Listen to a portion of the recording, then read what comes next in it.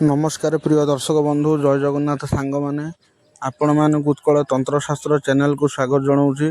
दर्शक बंधु आज आम आलोचना करवा गोटा बहुत गुरुत्वपूर्ण टॉपिक विषय आ जो टॉपिकटा आपण मैंने आमर चैनल जो थंबनेल अच्छी आम थंबनेल रु आपण देखि सारे कि आज जो टॉपिकटा आम आलोचना करवा ये टॉपिक रो नाम हूँ डाहाणी विद्या काटिबा किछिटा गुरुत्वपूर्ण मंत्र। ताहले दर्शक बंधु आपण मैंने जानिथिबे गाँ गहली रे शुणिथिबे आपण मैंने कौन किछिटा लोक अच्छा से मैंने कहते कि ये पिला को डाहाणी ग्रासी देइछि कि पिला को डाहाणी खाई जाइछि कि डाहाणी दृष्टि पकईछि। से देखिए अनेक समय विभिन्न प्रकार छोट छुआ मैंने कौन करती हाथ को मुठा मुठा करदे पूरा लाल पड़ जाती लाल पड़ी पूरा चित्कार करती चित्कार छाड़ती कांदती आउ से पिला मानकर आखि चूल मध्य छड़ा छड़ा छड़ा छड़ा होता है।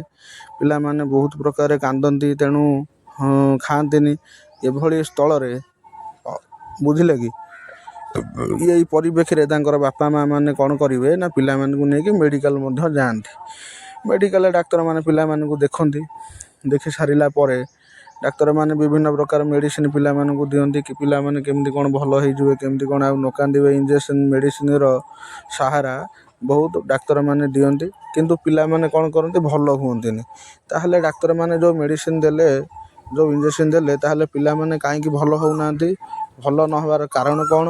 दर्शक बंधु देखो गोटा गोटा अच्छी ताकू कहते डाहाणी विद्या बुझिले कि तेणु ये जो डाहाणी विद्याटा जोटा आमर अच्छी ये डाहाणी विद्यारू मुक्ति पाइबापी ये डाहाणी विद्यारू मुक्ति पाइबापी मुझे गोटा मंत्र आपण मानू ये डाहाणी विद्यारू मुक्ति पाइबापी दूसरी। ताहले ये डाहाणी विद्या गुड़ाक अधिका कौ अंचल चले ना देखिए आमर आदिवासी एरिया गुड़िक डाहाणी विद्या गुड़ाक अधिका चले जो सब आमर पहाड़ एरिया आमर बण जंगल एरिया आदिवासी एरिया रे डाहाणी विद्या गुड़ाक अधिक भाव में कौन ना प्रचलित।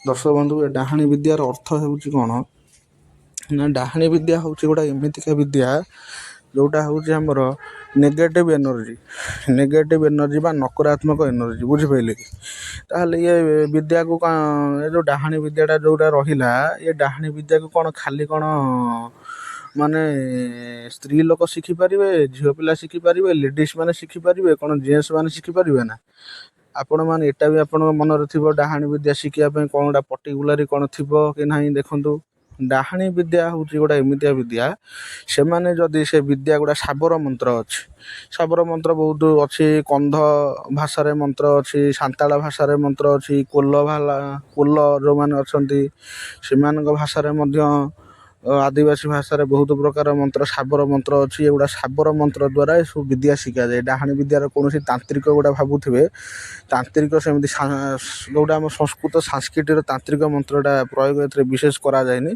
साबर मंत्रटा यहाँ कराए जो गुड़ाक मुझे कहीदे मु सर्ट्रे कहूँ संक्षिप्त एत बनई चुने कहवाई तो आम पाखे समय ना जो गुड़ाक सारांश कथा मुझे कहीदे एटा बहुत आदिवासी एरिया सब विद्या सब बहुत प्रचलन होता है पहाड़ बण जंगल एरिया बारंबार मु कहूँ ताहले डाहाणी विद्या शिखापी खाली माने झील शिखिपारे स्त्री लोक शिखिपारे सेमती किसी ना पुओ पिला भी चाहिए डाहाणी विद्या शिखिपार बहुत पुओ पिला अच्छा से डाहाणी विद्या शिखी झील पिला जो मैंने डाहाणी विद्या शिखती से डाहाणी कहूँ आम डाहाणी कहे किंतु जो मैंने पुओ पिला अच्छा डाहाणी विद्या शिखुंट डाइया बोली कहुए डाइया तेणु पुओ पिला भी चाहिए से भी डाहाणी विद्या शिखिपारे। ताहले ये विद्या रे तांकर गोटे गुरु अच्छी गुरु करते जन को बुझिपारे कि तांकर गुरु तांको दीक्षा दिए निर्दिष्ट समय रे तांकर गुरु तांको दीक्षा दिए। ताहले दर्शक बंधु बर्तमान पाई ये जो डाहाणी विद्या विषय आम आलोचना करुचे तांकर जो गुरु अच्छी से तांको दीक्षा दब काधरे ना तांकर मंत्रटा जप हम छेलीर जो अस्थि बुझिपारे कि छेलीर जो अस्थि गोटा माला तैयारी होइथिबो स्वतंत्र से छेली अस्थि मालारे तांको दीक्षा दि जाए एटा तालपत्र पोथी रे लिखा होइथिला। ताहले ଗୋଟା ଜିନିଷ ହେଉଛି କ'ଣ, ମଳ, ନିଜର ମଳକୁ ନିଜେ ଖାଇବେ, ସେଇଟା ହେଉଛି ତାଙ୍କର ଶକ୍ତି। ନିଜର ମଳକୁ ସେ ନିଜେ ଖାଆନ୍ତି, ସେଇଟା ହେଉଛି ତାଙ୍କର ଶକ୍ତି। ଆଉ ଗୋଟେ କଥା, ମଙ୍ଗଳବାର ଅମାବାସ୍ୟା ଦିନ ଏମାନେ କ'ଣ କରନ୍ତି ନା ତାଙ୍କର ଯାଆନ୍ତି ତାଙ୍କର ଚରିବା ପାଇଁ, ମିଟିଂ ହୁଏ ତାଙ୍କର ମିଟିଂ ହୁଏ ତାଙ୍କର ମଙ୍ଗଳବାର ଅମାବାସ୍ୟା ପଡ଼ିଲା ମାନେ ତାଙ୍କର ଶକ୍ତି ବୃଦ୍ଧି ପାଏ। ସେମାନେ ତାଙ୍କ ଗୁରୁଙ୍କ ପାଖକୁ ଯାଆନ୍ତି, ଗୁରୁଙ୍କୁ ପୂଜା ଅର୍ଚ୍ଚନା କରନ୍ତି। ବର୍ଣ୍ଣିନୀ ଡାକିନୀ ବୋଲି ଦୁଇ ଜଣ ଦେବୀଙ୍କି ସେମାନେ, ଡାକିନୀ ବୋଲି ଗୋଟେ ଦେବୀ ଅଛନ୍ତି, ବର୍ଣ୍ଣିନୀ ଆଉ ଡାକିନୀ ଦେବୀଙ୍କି ସେମାନେ ସାଧନା କରନ୍ତି। ତାହେଲେ ଏମାନେ କ'ଣ କରନ୍ତି ନା ଏମାନେ ପ୍ରାଣୀମାନଙ୍କର ଆୟୁଷ ସବୁ ଶୋଷି ଦିଅନ୍ତି। ବୁଝିପାରିଲେ କି? ପ୍ରାଣୀମାନଙ୍କ ଆୟୁଷ ଶୋଷି ଦିଅନ୍ତି, କାହାର ରକ୍ତ ପିଇଯାଆନ୍ତି। ଏମାନେ ଯାହାକୁ ଦୃଷ୍ଟି ପକାଇବେ, ଯାହାକୁ ନଜର ପକାଇବେ, ଦେଖିବେ ସେ ଲୋକ ପୁରା ମାନେ ଖାଉଥିବ ପିଉଥିବ ସବୁ ଠିକ୍ ଥିବ, କିନ୍ତୁ ନ ଖାଇ ନ ପିଇ ସେ ଲୋକ କ'ଣ ହେବ ନା ଝଡ଼ିଯିବ। ତାହେଲେ ଦର୍ଶକ ବନ୍ଧୁ, ଇଏ ଯେଉଁ ଡାହାଣୀ ବିଦ୍ୟାର ମୁକ୍ତି ପାଇବା ପାଇଁ ଆମେ କିଛିଟା ଶାବର ମନ୍ତ୍ର ଅଛି, ମୁଁ ସେ ଶାବର ମନ୍ତ୍ର କିଛିଟା ଚ୍ୟାନେଲ୍ ମାଧ୍ୟମରେ ମୁଁ ଦେଉଛି, ଆପଣମାନେ ଲେଖି ରଖନ୍ତୁ। ଡାହାଣୀକି ବନ୍ଦିବା ମନ୍ତ୍ର, ଡାହାଣୀକି ବାନ୍ଧିବେ କିପରି ଗୋଟେ ମନ୍ତ୍ର ଦେଉଛି। ଓମ୍ ଓମ୍ ସ୍ରହସାରେ ସୁଦର୍ଶନ ଅପୂର୍ବ ତେଜ ଠାଣି 11 ଡେଇଁଲେ ଶତଖଣ୍ଡ ହେବୁଲ ଡାହାଣୀ କାହାର ଆଜ୍ଞା ସିଦ୍ଧ ଗୋରଖନାଥଙ୍କର କୋଟି କୋଟି ଆଜ୍ଞା। ଆଉ ଥରେ ମନ୍ତ୍ରଟି କହିଦେଉଛି, ଭଲ ଭାବରେ ଶୁଣିକି ତାକୁ ଏକ ଖାତାରେ ପେନ୍ ଦ୍ୱାରା ଲେଖି ରଖନ୍ତୁ। ଓମ୍ ସହର୍ଷାରେ ସୁଦର୍ଶନ ଅପୂର୍ବ ତେଜ ଠାଣି 11 ଡେଇଁଲେ ଶତଖଣ୍ଡ ହେବୁଲ ଡାହାଣୀ କାହାର ଆଜ୍ଞା ସିଦ୍ଧ ଗୋରଖନାଥଙ୍କର କୋଟି କୋଟି ଆଜ୍ଞା। ଇଏ ହେଉଛି ଗୋଟେ ମନ୍ତ୍ର। ଆଉ ଗୋଟେ ମନ୍ତ୍ର ଅଛି, ତେଣୁ ଆପଣ ଗୋଟେ ମନ୍ତ୍ରକୁ ସିଦ୍ଧ କରନ୍ତୁ। ଦେଖିବେ ଯେଉଁଠି ଡାହାଣୀ ଲାଗିଥିବ କି ଡାହାଣୀ ଯାହାକୁ ଗ୍ରାସ କରିଥିବ, ଆପଣ ଯଦି ଏଇ ମନ୍ତ୍ରରେ ତା ଚାରିପିଠି ଗାର ଟାଣିଦେବେ, ନହେଲେ ତା ଆଗରେ ଯଦି ଗାର ଟାଣିଦେବେ, ତାହେଲେ ସେ ଯଦି ଡାହାଣୀ ହେଇଥାଏ ତାହେଲେ ସେ ଗାରକୁ ଡେଇଁକି ଯାଇପାରିବନି। ଆଉ ଗୋଟେ ମନ୍ତ୍ର ହେଉଛି କ'ଣ, ଯେଉଁଠି ଡାହାଣୀକି ବାଣ ମାରିବେ, ଅରୁଆ ଚାଉଳ କିମ୍ବା ଧଳା ସୋରିଷରେ ସିନ୍ଦୁର ମିଶାଇ ଏଇ ମନ୍ତ୍ରକୁ 7 ଥର ଅଭିମନ୍ତ୍ରଣ କରିକି 21 ଥର ଫୁଙ୍କିକି ତା ମୁହଁକୁ ମାରିଲେ ସେ ତାର ଛାତି ଫାଟିଯିବ, ସେ ପୁରା ଚିତ୍କାର କରି ଛାଡ଼ି ଚାଲିଯିବ। ଯେଉଁଠି ଦେଖିବେ ଡାହାଣୀ ଲାଗିଥିବ ବା ଡାହାଣୀ ଆପଣଙ୍କୁ ହଇରାଣ କରୁଥିବ, ମନ୍ତ୍ରଟି ହେଉଛି ଓମ୍ ହ୍ରିଂ କାଳୀ କରାଳି ନରମୁଣ୍ଡ ମାଳି ଦକ୍ଷିଣ ହସ୍ତରେ ଖଡ଼ଗ ବାମ ହସ୍ତେ କପାଳି ମୁଢ଼ି ଖା ହାଣି ଖା ଅମୁକାଇ ଅଙ୍ଗୁରୁ ଦୁଷ୍ଟ ଆତ୍ମାକୁ ମାରି ଖା ନ ଖାଉ ବୋଲି କାହାର ଜାଣ ଗୁରୁ ଗୋରଖନାଥଙ୍କର କୋଟି କୋଟି ରାଣ।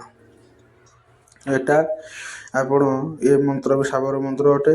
ଆଉ ଗୋଟେ ମନ୍ତ୍ର ମୁଁ ଆପଣଙ୍କୁ ଦେଉଛି, ଆପଣ ଏ ମନ୍ତ୍ର ମାଧ୍ୟମରେ ସବୁ କ'ଣ କରିପାରିବେ ନା ଲୋକମାନଙ୍କର ସାହାଯ୍ୟ କରିପାରିବେ ଲୋକମାନଙ୍କୁ, ବୁଝିପାରିଲେ କି? ତେଣୁ ସବୁ ଡାହାଣୀ ସମାନ ନୁହଁ, ଗୋଟେ ମାରାତ୍ମକ ଡାହାଣୀ ଅଛନ୍ତି, ସେମାନେ ବି ଆପଣମାନଙ୍କର କ୍ଷତି କରିଦେବେ। ତେଣୁ ଆପଣ ନିଜେ ନିଜର ସୁରକ୍ଷା କରିବେ, ନିଜେ ନିଜର ସୁରକ୍ଷା ନେବେ। ପ୍ରଥମେ ଏ ଚ୍ୟାନେଲ୍ ମାଧ୍ୟମରେ ମୁଁ ଦେହ କିଳା ମନ୍ତ୍ର ସବୁ ଦେଇଛି, ନିଜେ ଦେହ କିଳିକିନି ଯାହାଟା କରିବା କଥା କରିବ। ଆଉ ଗୋଟେ ମନ୍ତ୍ର ମୁଁ କହୁଛି, ସବୁ ମନ୍ତ୍ରକୁ ସଠିକ୍ ଭାବରେ ଶୁଣି ରଖନ୍ତୁ। ସବୁ ମନ୍ତ୍ର ତ ଚ୍ୟାନେଲ୍ ସ୍କ୍ରିନ୍ରେ ଦେଇ ହେବନି, ମୁଁ ଯାହାଟା କହିଦେଉଛି ଡାକି ଦେଉଛି। ଏଇଟା ତାଳପତ୍ର ପୋଥିର ମନ୍ତ୍ର, ଏକ ବହିର ମନ୍ତ୍ର ହେଇନି, ମୁଁ ଫଟୋ ଉଠାଇ ଦେଇଦେବି, ବୁଝିପାରିଲେ କି? ତା ଛଡ଼ା ଏଡ଼ିଟିଂ କରିବା ପାଇଁ ଆମ ପାଖରେ ତ ସମୟ ନାହିଁ।